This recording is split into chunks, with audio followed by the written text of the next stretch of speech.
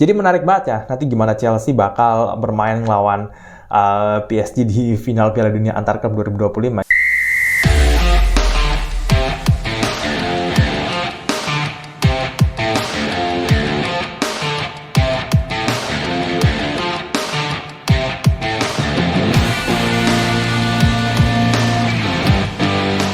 Yo guys, ketemu lagi sama gue Audi Armantia di channel Audibal, Audi Diskusi Bola Abal-Abal. Oke, masih di pertandingan PSG lawan Real Madrid. PSG menang 4-0.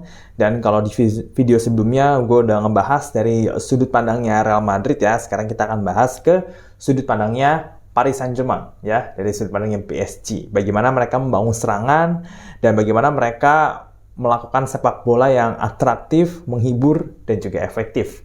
Langsung aja, ini dia Bacot Taktik. Let's go! Oke, ini dia ya. Kita analisis dari gol pertamanya dulu.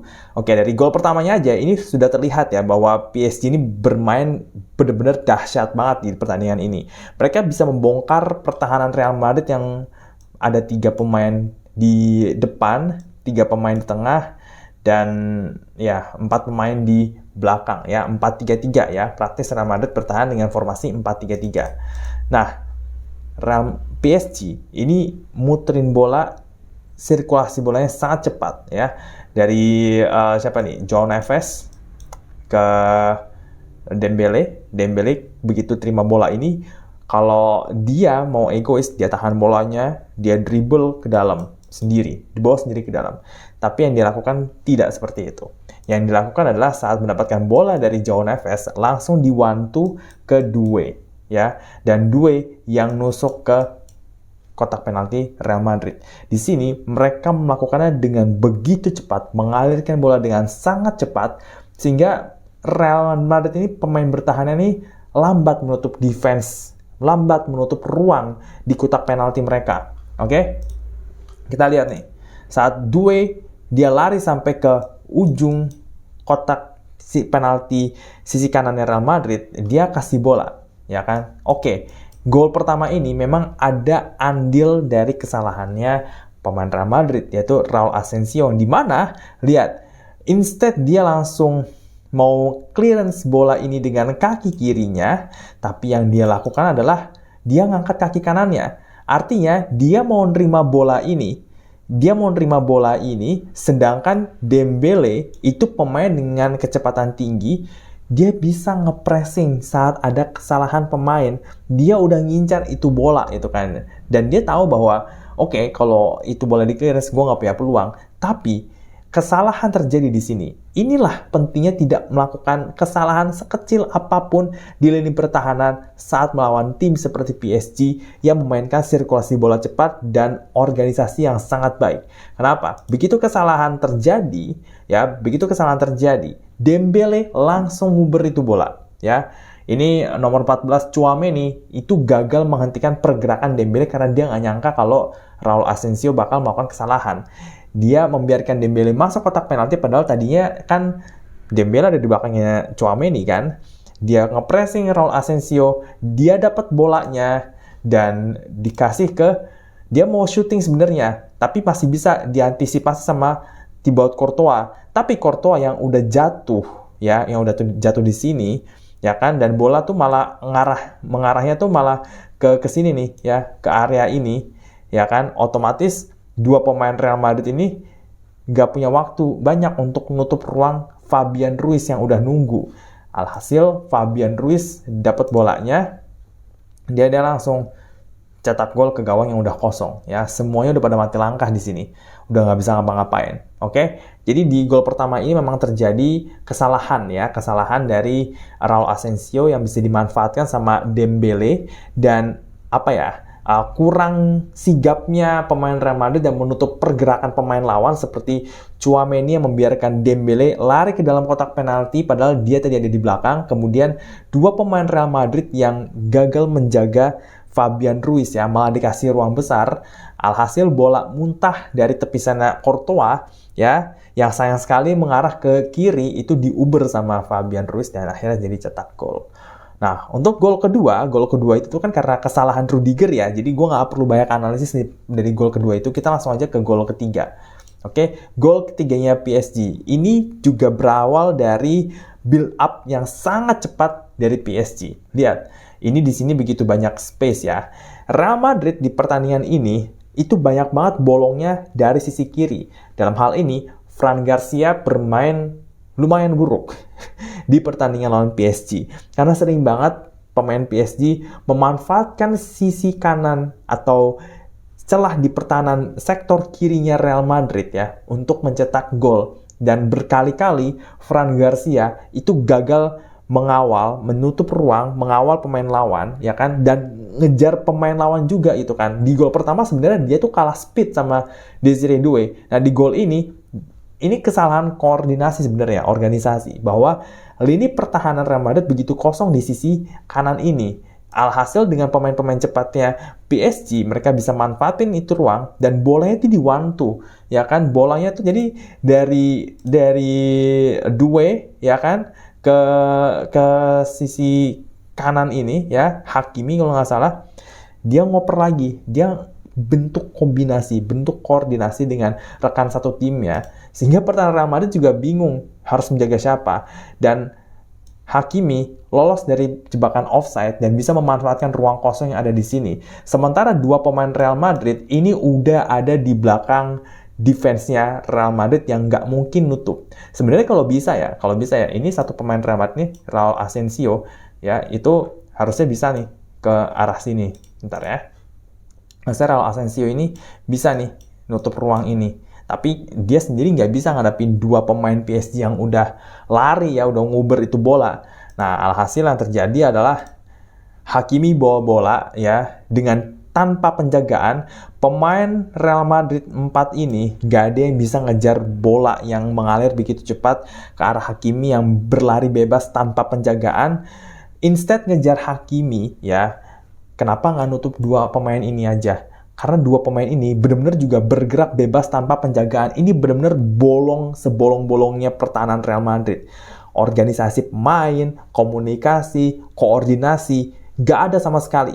Dan melawan tim seperti PSG yang mengalirkan bola dengan cepat, membentuk kombinasi, dan pemain-pemain sayapnya itu cepat-cepat semua nih. Pelari cepat semua nih PSG nih.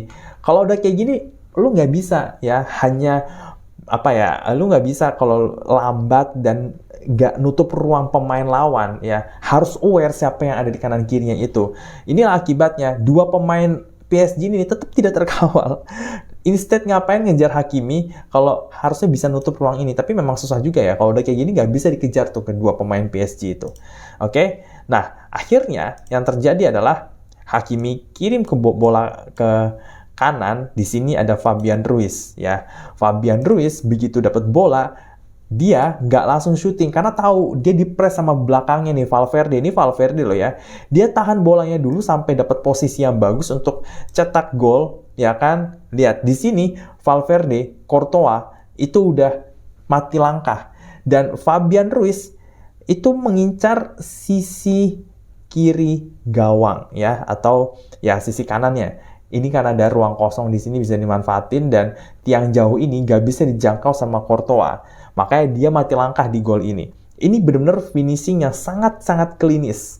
Ya, dimana bukan cuma build up-nya yang apik dengan membentuk kombinasi antar pemain, mengalirkan bola dengan cepat, passing-passing, one two, manfaatin ruang kosong, kasih operan. Yang terpenting adalah finishing-nya klinis dan juga efektif. Ya, itu kuncinya. Serangan yang dibangun dengan baik, kalau bisa di finishing dengan sempurna, itu bakal perfect banget ya. Dan sulit untuk membendung timnya seperti ini. Makanya PSG ini benar-benar saat ini menjadi tim terbaik dunia karena itu. Karena dia bisa membangun serangan dengan cepat, mengalirkan bola dengan cepat, membentuk koordinasi, kombinasi antar pemain, semuanya bermain as a team. Pemain lain itu memanfaatkan ruang yang kosong di sisi lain pertahanan tim lawan, dan begitu dapat bola, mereka bisa finishing dengan efektif ya. Karena kalau nggak efektif, Fabian Ruiz tuh akan ngincer tiang dekat, dia kan syuting ke sini, tapi kan enggak ya kan. Yang dilakukan Fabian Ruiz itu kan syuting ke tiang jauh, dimana Courtois ini udah nggak bakalan bisa dapat itu bola ya kan. Jadi itulah pentingnya klinis dalam mencetak gol, ya kan? Lihat, Courtois mati langkah, dia bisa ngapa-ngapain, ya.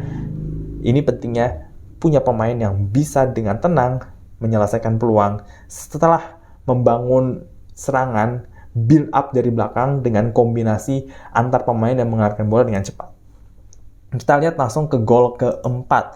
Kembali lagi sisi kiri pertahanan Real Madrid, Fran Garcia lepas pengawalan dari ini ya, yang kanan nih, kalau nggak salah nih Hakimi. Tapi gol ini benar-benar visi permainan yang luar biasa dari Seny Mayulu. Bagaimana bisa dia tuh tadi tuh habis muter loh, dia habis muterin bola, begitu dia balik badan, langsung umpannya dikasih ke sini, ya kan? Dan nyampe pula, ya. Ini membuktikan bahwa memang Seny Mayulu menjadi salah satu talenta muda jebolan Akademi Paris Saint-Germain yang punya prospek cerah barengan sama Warren Zaïre-Emery. Makanya kenapa mereka sering banget masuk sebagai pemain pengganti. Karena lihat, dia habis muterin bola loh, dia habis muterin badan, langsung ngoper bolanya, dan bisa ngelihat pemain rekan setimnya tuh bahwa bisa memanfaatkan celah kosong di sini, ya kan? Ini butuh visi permainan dan kreativitas untuk mengirimkan umpan yang akurat seperti Seny Mayulu ini, ya kan?